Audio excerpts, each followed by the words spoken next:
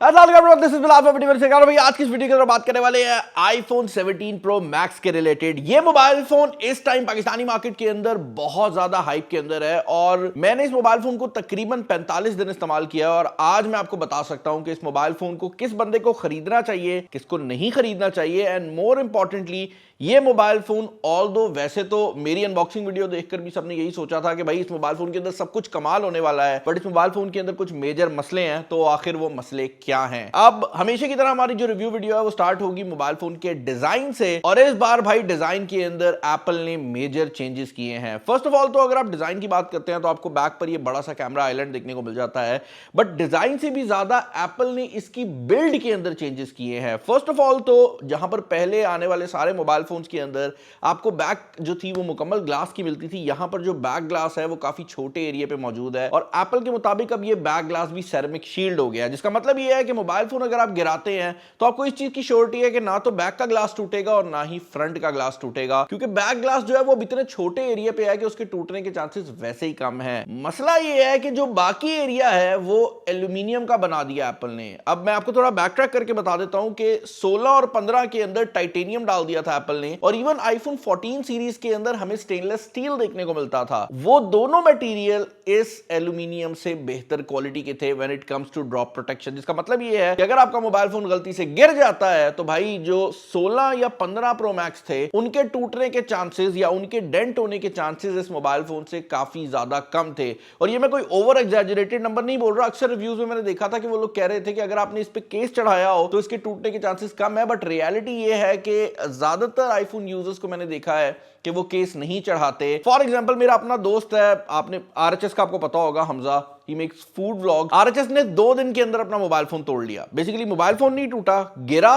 और उसके यहां पर डेंट पड़ गया। अब हमजा ने जो फोन लिया था वो इसका सिल्वर कलर था और हम लोग ये सोच रहे थे कि अगर उस पर डेंट या स्क्रैच पड़ेगा भी तो नीचे से भी सिल्वर कलर ही निकलेगा, बट रियलिटी ये है कि इवन सिल्वर कलर के अंदर जो नीचे वाली साइड है उसका कलर और बॉडी के ऊपर का कलर बहुत डिफरेंट है, तो उस पर भी जो डेंट और स्क्रैचेस हैं वो काफी वाज़ेह तरीके से नजर आते हैं। तो इस मोबाइल फोन का जो सबसे बड़ा प्रॉब्लम है वो हमारी वीडियो के शुरू में ही मैंने आपको बता दिया है कि इस मोबाइल फोन के गिरने से क्रैचेस पड़ सकते हैं। इस मोबाइल फोन को अगर आप केस के बगैर यूज करेंगे तो आपका ये मोबाइल फोन साल के अंदर काफी बुरी हालत में होने वाला है। पर्सनली मेरे मोबाइल फोन को अगर आप गौर से देखें तो अभी तक इस पे माशाल्लाह कोई स्क्रैच नहीं पड़ा और ये पहली बार है कि मैंने अभी तक आईफोन को गिराया भी नहीं है, वरना पहले महीने में 3-4 बार मैं फेंक चुका होता हूं। और कुदरती तौर पर इस बार हमने ड्यूरेबिलिटी टेस्ट भी नहीं किया, जबकि मुझे लगता है कि वो पहला साल था जिसपे ड्यूरेबिलिटी टेस्ट जरूरी था। वैसे अगर ड्यूरेबिलिटी टेस्ट चाहिए ना अभी भी बता दो, मैं कर दूंगा, मुझे कोई खास मसला है नहीं।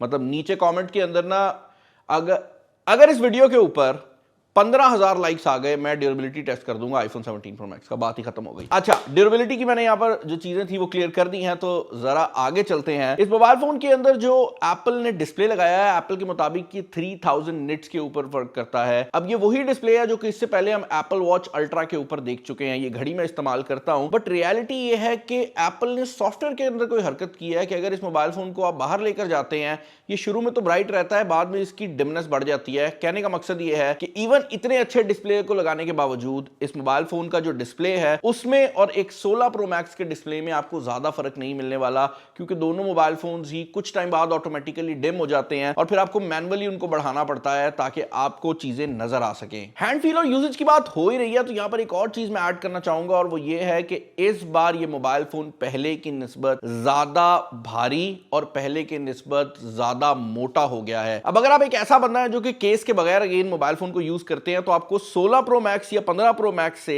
17 प्रो मैक्स को होल्ड करने में एक मेजर डिफरेंस आने वाला है। उसकी रीजन ये है कि इस बार इस मोबाइल फोन का जो वेट है वो भी बराबर नहीं है, यानी कि अगर आप मोबाइल फोन को इस तरह उंगली पर रखते हैं तो आप देख सकते हैं कि ये थोड़ा सा इस तरफ को ढलक रहा है। केस में उतना फील नहीं होता, बट विदाउट केस ये मसला बहुत से लोगों को आता है। और इवन अगर आप एक पुराना आईफोन यूज करके इस पे आ रहे हैं तो वो जो हमेशा से होता था कि भाई फील नहीं आ रही, इसमें फील आ रही है, अच्छी है या बुरी है वो आपने खुद डिसाइड करना है। एक अपग्रेड जो कि एप्पल हमेशा करता है लेकिन हमेशा उसको सबसे बोरिंग अपग्रेड कहा जाता है, वो है मोबाइल फोन के अंदर मौजूद प्रोसेसर की अपग्रेड। हर साल जब नया आईफोन आता है तो उसके अंदर एक तेज प्रोसेसर लगा दिया जाता है, बट इस साल एप्पल ने एक और हरकत भी की है।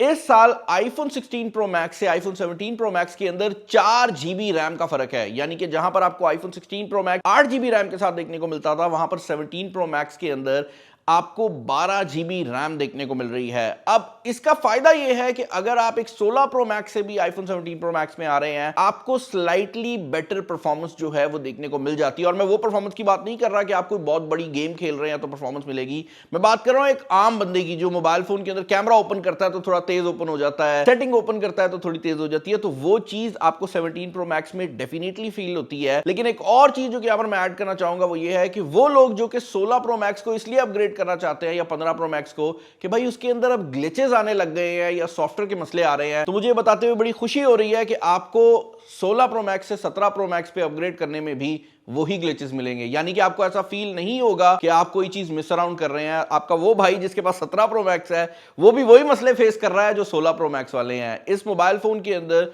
जो सॉफ्टवेयर ग्लिचेस हैं वो मौजूद हैं। iOS 26.1 के अंदर काफी चीजें बेहतर हो गई हैं, बट अगर आपको 16 प्रो मैक्स में कोई मसला आ रहा है तो there is a high chance कि वो 17 प्रो मैक्स में भी आएगा। ऐसा नहीं है कि 16 प्रो मैक्स से मसला करे, एप्पल ने सबको बराबर के मसले दिए हैं। अच्छा भाई, इस मोबाइल फोन के अंदर दो मेजर अपग्रेड की गई है, एक कैमरा और एक बैटरी है। उसके ऊपर हम आगे चलकर बात करेंगे, लेकिन थोड़े से बेसिक फीचर्स हैं जो कि चेंज है, मैंने कहा वो भी आप लोगों को बता दूं। पहली बात तो ये है कि ये पहला आईफोन है जिसके अंदर अगर आप नॉन पीटीए ई सिम वाला मॉडल लेते हैं तो आपको बैटरी ज्यादा देखने को मिलेगी एज कंपेयर टू एक नॉर्मल सिम वाला 17 प्रो मैक्स। यानी कि अगर आप फिजिकल सिम लेते हैं तो उसके अंदर बैटरी कम है, अगर आप ई सिम वाला मॉडल लेते हैं तो उसके अंदर थोड़ी सी बैटरी ज्यादा है और वो ऑब्वियसली बैटरी लाइफ को भी इफेक्ट करेगी। बट उससे भी ज्यादा एक और फिजिकल चेंज जो किया गया है जिसको मैंने नोटिस किया वो ये है कि for some weird reason mike और स्पीकर की लोकेशन चेंज कर दी एप्पल ने। तो पहले स्पीकर इस साइड पे होता था, माइक्रोफोन आपका इस साइड पे होता था, बट इस बार जो स्पीकर है वो इस साइड पे मूव कर दिया गया। और नेचुरली जितने भी लोग फोन को यूज करते हैं ना, जो आईफोन यूजर्स हैं, वो मोबाइल फोन को कुछ इस तरह से होल्ड करते थे और इस केस में आपका जो नीचे वाला स्पीकर है वो अब ब्लॉक ज्यादा हो जाता है। इसको ऑब्वियसली आप दूसरी साइड से पकड़ के फिक्स कर सकते हैं, but then again I don't know Apple ने एग्जैक्टली ये चेंज क्यों किया है। एक और क्वेश्चन जो कि मुझे बहुत से लोगों की तरफ से आ रहा था वो ये है कि भाई हमने सुना है कि आईफोन 17 प्रो मैक्स रंग बदल रहा है और iPhone 17 pro max heat up हो रहा है। मैं आपको यह बताना चाहूंगा कि रंग बदलने वाली जो चीजें हैं वो मुझे बहुत से लोगों की तरफ से सुनने में आई हैं। मैंने कुदरती तौर पे इस मोबाइल फोन को जब से यूज किया, इस पे ये जो कवर है ये चढ़ा हुआ था, तो अगर रंग का कोई चेंज होता तो वो होना जरूर था क्योंकि बाकी बॉडी पे जो है वो केस चढ़ा हुआ है और सिर्फ ये वाला एरिया ओपन था। मुझे ऐसा कोई मसला नजर नहीं आया और कुदरती तौर पे आजकल विटामिन डी की कमी चल रही है, तो ये दिन में ना सुबह के टाइम कोई घंटा एक धूप में पड़ा भी होता है, तो मेरे फोन का रंग चेंज नहीं हुआ। बट ये रंग चेंज होने वाली चीजें जो है ना, मुझे कुछ जानने वालों ने भी बोली हैं, तो आई एम अज्यूमिंग कि कुछ ऑरेंज कलर के अंदर जो पिंकिश टोन है वो आ रही है।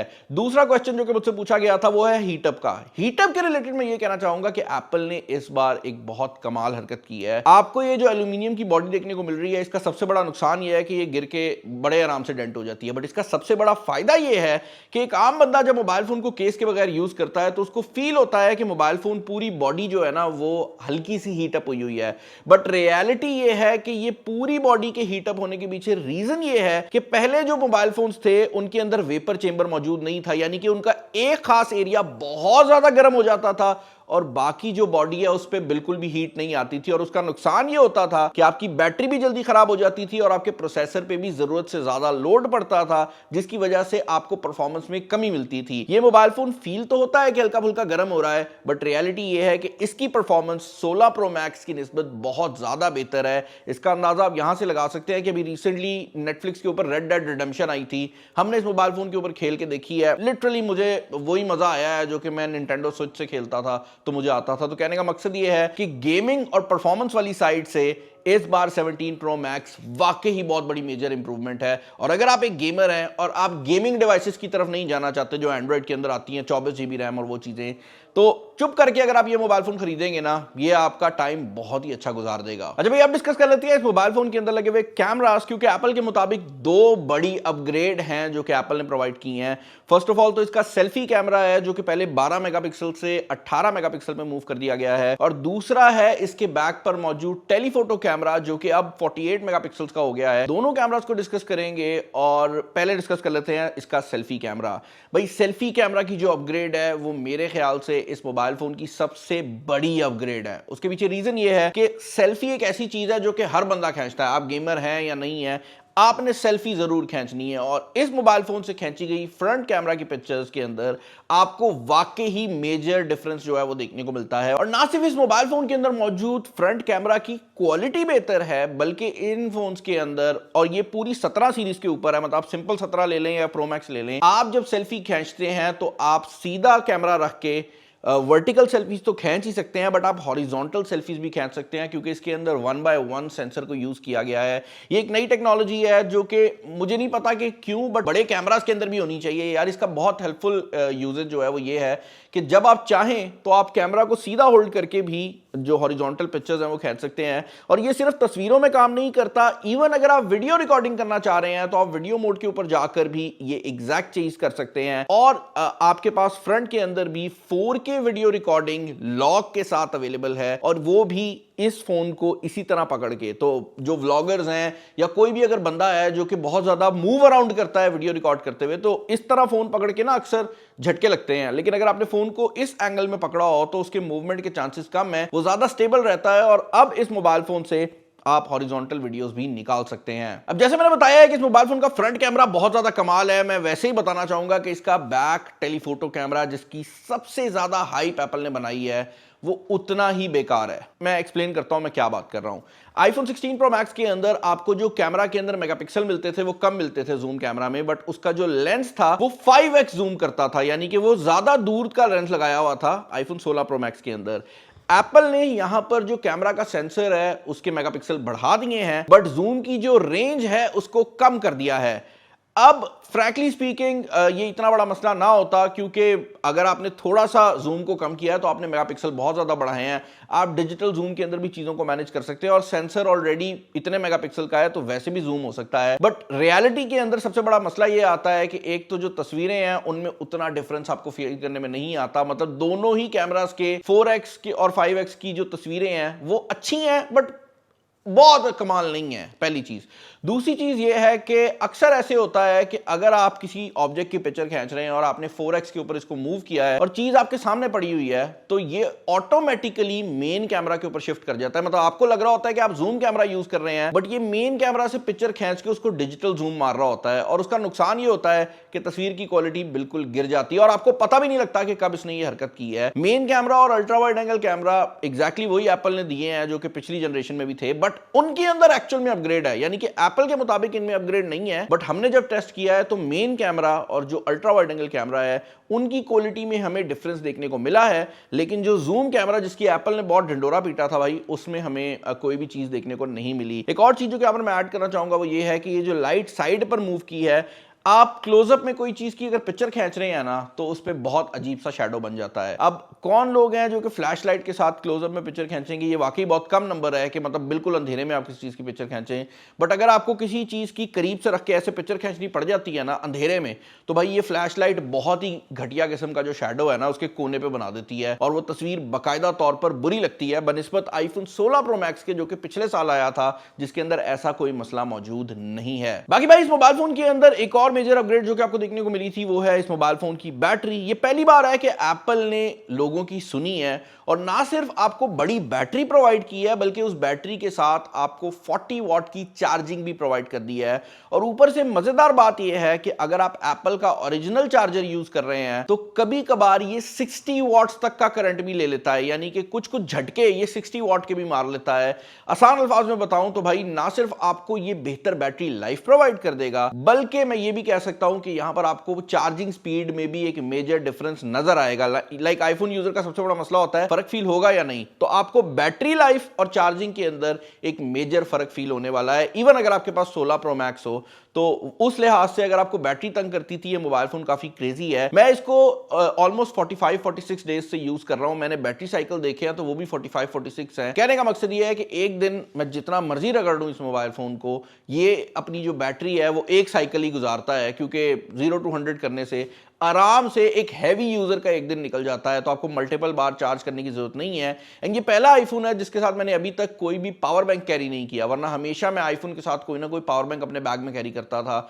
इसके साथ मुझे नहीं करना पड़ रहा, जो कि मेरे ख्याल से एक मेजर बात है। भाई ऑल इन ऑल अगर आप इस मोबाइल फोन के लिए मेरे ओपिनियन जानना चाहेंगे तो 45 दिन में मैं ये कह सकता हूं कि अगर आप एक केस यूजर हो, यानी कि आप अपने मोबाइल फोन पे केस चढ़ाते हो, तो आपको 16 प्रो मैक्स से 17 प्रो मैक्स में डेफिनेटली अपग्रेड करनी चाहिए अगर आप अपग्रेड करना चाह रहे हैं। मतलब ये है कि मजबूरी नहीं है, बट अगर आप अपग्रेड करेंगे तो आपको बैटरी का भी फर्क फील होगा, आपको कैमरा का भी फर्क फील होगा, और ऑल इन ऑल एक अच्छी अपग्रेड है जो कि एप्पल की तरफ से 1 साल के अंदर हमें देखने को मिली है। बट अगर आप एक केस यूजर नहीं है तो मैं रिकमेंड करूंगा कि भाई 16 प्रो मैक्स पर स्टिक करो। ये मोबाइल फोन खुदा ना खास्ता इतने एंगल से भी गिरा ना, इसने डेंट डाल देना है। और वो चीज़ मैं हर बंदे को कहता हूं कि भाई इस तरह के जो फोन्स होते हैं ना, ये जब टूटते हैं तो दिल को वैसे भी होता है कि ये इसका जो कड़ा है ना भाई वो महंगा है। मतलब ये उस तरह नहीं है कि आप बाकी एंड्रॉइड फोन्स की तरह जाओ बॉडी चेंज करा लो। इसकी बॉडी भी अभी मार्केट में अवेलेबल नहीं है, क्योंकि जो पूरी बॉडी है वो वेपर चेंबर और हीट डेसिपेशन का काम करती है। तो अगर आप लोकल लेके लगाओगे या कोई कॉपी लगाओगे